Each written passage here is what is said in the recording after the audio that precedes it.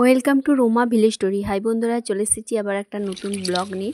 দেখো যা পরিমাণে গরম পড়েছে তাই একটু আজকে শরবত বানাচ্ছি। আর এটা হচ্ছে পিমলেস পাতা, আমাদের বাগানেই আছে ওই গাছটা। তো পিমলেস পাতার শরবত খেলে খুবই শরীর ঠান্ডা করে। দেখো এভাবে শরবতটা বানিয়ে নিচ্ছি। দেখো সকাল সকাল কাজকর্ম সেরে আর শরবত তো করে নিয়েছিলাম, তো শরবতটা খেয়ে নিয়েছি। আর ঠাকুরকেও পুজোটা হয়ে গেছে। আর এখানে চা বসিয়ে দিয়েছি। চলো দেখো এখানে লিকার চা করে নিয়েছি। আর চাটা এখন গরম করছি। তোমাদের ছেলে খেয়ে পড়তে চলে গেছে, আর তোমাদের দাদাভাইও খেয়ে দোকানে চলে গেছে। আর এদিকে আলু সেদ্ধ একটু বসিয়ে দিয়েছি, ওরা খেয়ে স্কুলে যাবে। আজকে মুড়ি খেয়ে যাবে, ভাত নয়। আর আজকে তো শনিবার, ছুটি হয়ে যাবে তাড়াতাড়ি, তো বাড়িতে এসে ভাত খাবে। তো একটু আলু সিদ্ধ করে নিচ্ছি, মুড়ি খাবে। আর এদিকে আবার চাটা গরম করে নিচ্ছি, চাটা খেয়ে নিই। দেখো এখানে আমি একটু চানাচুর দিয়ে মুড়ি নিয়ে নিয়েছি, কেননা মুড়ি খাওয়ার আর এক একদিন আর সময় হয় না। তো মুড়ি ওই করে এখন একটু খেয়ে নিচ্ছি চা দিয়ে। আর আজকে বিস্কুটটাও শেষ হয়ে গেছে, চলো খেয়ে নিই। দেখো এই যে সকালে খাচ্ছি, এইটাই খাওয়া, কিন্তু আর খাওয়ার মতন আর টাইম হবে না, কেন রান্নার দিকে ব্যস্ত, আরও অন্য কাজ আছে সংসারে, সেই সব কাজ করতে করতে আর খাওয়ার টাইমটাই হয়নি, তাই সকালেই একটু খেয়ে নিই। দেখো বন্ধুরা, তারপরে আমি চা আর একটু মুড়ি খেয়ে আর এই যে দোকান গিয়েছিলাম, পাঁপড়টা নিয়ে চলে এসেছি, সামনে পাড়াতেই দোকান।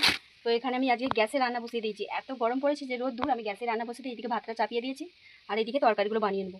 তো দেখো আজকে দেখো ছোটো করে ঢ্যাঁড়স কেটে নিয়েছি, আজকে ঢ্যাঁড়সের ভুজিয়া বানাবো। আর এই যে পাঁপড়, আগে পাঁপড়ের রেসিপি বানাবো।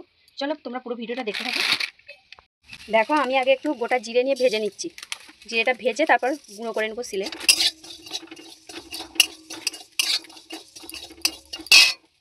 দেখো জিরেটা আমার ভাজা হয়ে গেছে, তারপর আমি একটু গোটা গরম মশলাও ভেজে নিচ্ছি। তো আমি শিলনোড়া নিয়ে নিয়েছি, আর এখানে মশলাগুলো, এই যে গোটা গরম মশলা, জিরে নিয়ে চলে এসেছি, আর টমেটোটাও নিয়ে চলে এসেছি। আগে আমি এইটাকে বেটে গুঁড়ো করে নেবো, তারপরে টমেটোটাও বেটে নেবো।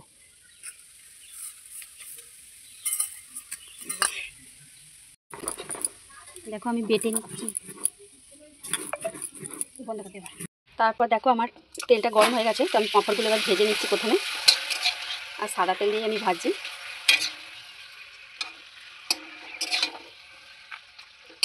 তো এক হাতে ভাজছি আর এক হাতে ভিডিও করছি, খুবই অসুবিধা হচ্ছে, ফোনটা রাখার মতন কোনো জায়গা নেই। এভাবে প্রত্যেকটা পাঁপড় আমি ভেজে নেব। দেখো পাঁপড়গুলো এভাবে সব আমি একটা একটা করে ভেজে নিয়েছি। তো এবার আমি এই তেলের মধ্যে আলুটাকে তুলে দেবো, আলুটা ভেজে নেব। দেখো আলুটা ভাজা ভাজা হয়েছে, আমি একটু হলুদ গুঁড়ো দিয়ে দিয়েছি আর একটু লবণ দিয়ে দিচ্ছি। এটাকে ভালো করে ভেজে নিই। তারপরে দেখো আমি বেটে রাখা আদাটাও দিয়ে দিচ্ছি এর মধ্যে। তো আমি আর আলাদা করে কোনো মশলা কষবো না, আলুর মধ্যে আলুটা ভেজে এর মধ্যে মশলাটাকে আমি কষে নিচ্ছি। মশলা কিছুই নয়, এই আদা বেটেছিলাম, আদাটা বাটা, আর নিরামিষ তরকারি এটা। পরে দেখো আমি বেটে রাখা টমেটোটাও এর মধ্যে দিয়ে দিচ্ছি।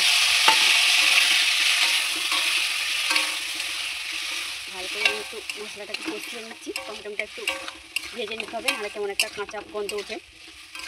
তো তারপর আমি 1 চামচের মতন ধনে গুঁড়ো দিয়ে দিচ্ছি, তারপর একটু লবণ দিয়ে দিচ্ছি, তারপরে দিয়ে দিচ্ছি একটু হলুদের গুঁড়ো। কি অসুবিধা ফোনটা ধরে রান্নাটা করতে, এক হাতে ধরছি। তারপরে দিয়ে দিচ্ছি একটু লঙ্কার গুঁড়ো। তারপরে দেখো আমি একটু জলটা দিয়ে দিই। তো এইভাবে আরেকটু আমি জল দিয়ে দেবো, দিয়ে এটা আলু তো এই সেদ্ধ হয়েই গেছে ভাজতে ভাজতে। দেখো এবার আলুটা আমার সেদ্ধ হয়ে এসেছে, সেদ্ধ তো হয়েছিল। তারপর আমি এই পাঁপড়টাকেও দিয়ে দিচ্ছি ওর মধ্যে, এবার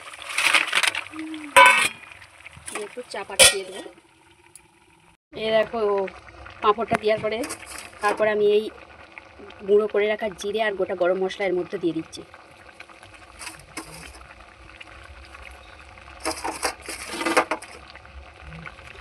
দিয়ে চাপা দিয়ে দিই, দেখি কেমন হয়েছে। এরকম তরকারি কিন্তু একদম রেডি হয়ে গেছে, খুব সুন্দর একটা সেন্ট বেরিয়েছে। তো আমি এভাবে আগেই, তো এই তরকারিটা তো আমার হয়েই গেছে দেখো। তারপর আমি ঢ্যাঁড়সটাকে ভেজে নিচ্ছি।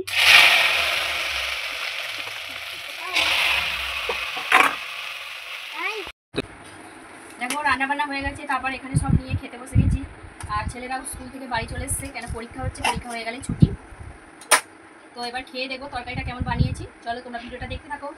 দেখো এখানে তরকারির সঙ্গে ঢ্যাঁড়স ভাজা আছে, তার সঙ্গে টক দইও কিন্তু নিয়ে নিয়েছি। দেখো এখানে সবাই খাওয়া স্টার্ট করে দিয়েছে, তো এবার আমি খাবো। এই যে ঢ্যাঁড়স ভাজা, ভালোই লাগছে ঢ্যাঁড়স ভাজাটা। এই দেখো মনে করবে ডিমের অমলেট হয়েছে, কিন্তু এটা পাঁপড়। খেয়ে দেখি কেমন লাগছে।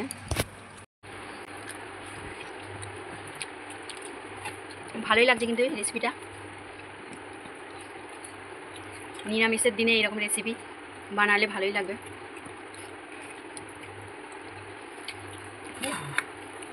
তো এবার খেয়ে নিই। ভিডিওটা এই পর্যন্ত করলাম। কেমন লাগলো যদি ভালো লাগে পাশে থেকো, আর চ্যানেলটাকে একটা সাবস্ক্রাইব করো। চলো দেখা হবে আবার পরের ভিডিওয়।